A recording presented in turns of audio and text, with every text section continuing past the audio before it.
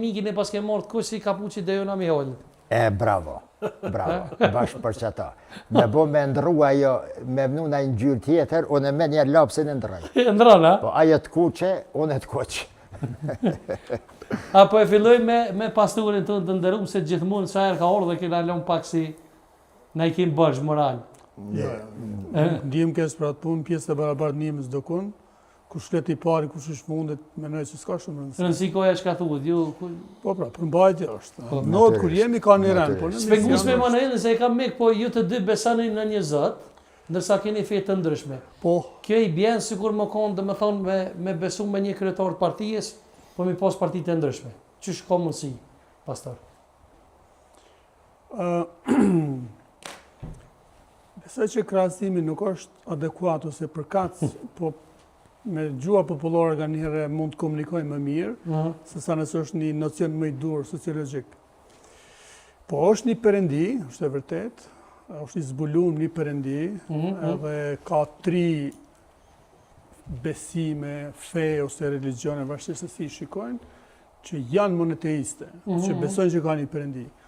Po në anën tjetër në botë ekzistojnë mbi 6.000 religione ose fe ndryshme.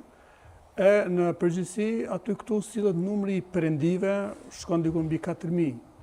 Edhe 4.000 perëndi. Po, domethënë nëse i marrin në tanësi religionet në botë, edhe besimet kështu, numri i perëndive që njihet në bazë të literaturës shkon mbi 4.000 perëndi, njerëz që i drejtohen, që japin lutjet, adhurimi, japin gjërat e ndryshme nga jetët e tyre për ta njohur, për të gjetur kënaqësitë e tyre kështu. Po, në popullin shqiptar ka një trasim të besimit monoteist mbi 2000 vjet. Do thotë që është pavarësisht besimeve të ndryshme, qoftë dhe kishave ndryshme po ashtu, se ne përveç që jemi të krishterë dhe musliman, ose islam, në anën tjetër ne kemi kishat ndryshme brenda shqiptarëve që e kanë bizotrue si besim, si kulturë, si civilizim për gati 1500 vjet. Do thotë prej kohës së apostujve deri tek shekulli 15 ku shumica ishin të krishterë.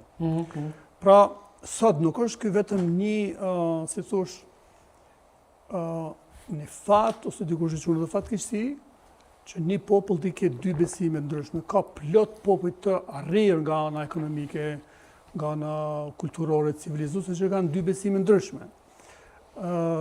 Shqiptarët nuk e kanë asnjëherë, nuk ka një mendimtar të një kalibrit lartë që e ka cilësue dobësi besimet e ndryshme.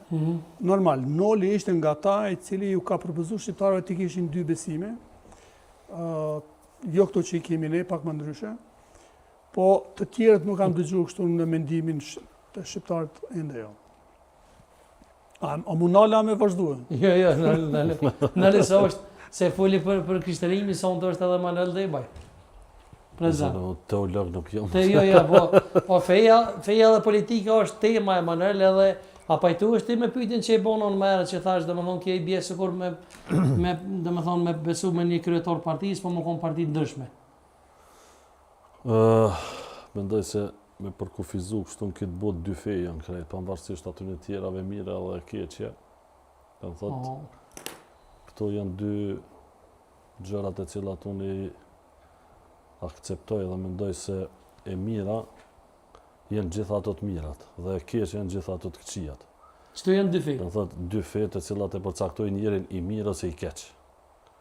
Tash cilat janë ato çyshe mësoj njeriu për të mirë apo për të keq, nuk besoj që ka fe të keqe, por për me ndak kështu për gjys, do të thotë është në këtë botë vetëm e mira dhe e keqja.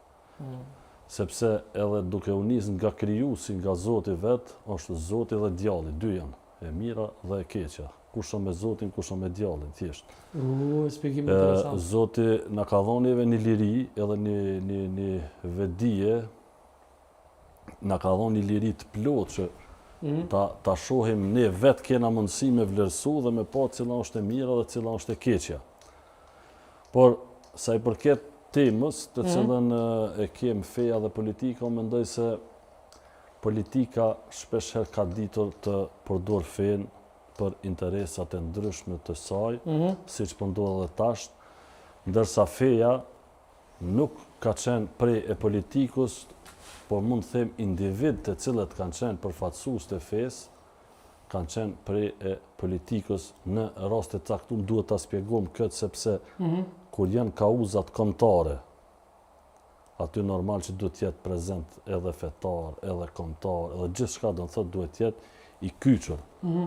Por nëse shkojmë në sistemin e sotshëm, që një hoxh, preft, pastor, çfarë do të qoftë, ngjyroset me një petk të një partie politike, unë mendoj se është e dëmshme. Deri dje del predikon ligjeranti para një xhamati apo para një besimtarëve mase, të cilët janë të ndryshëm.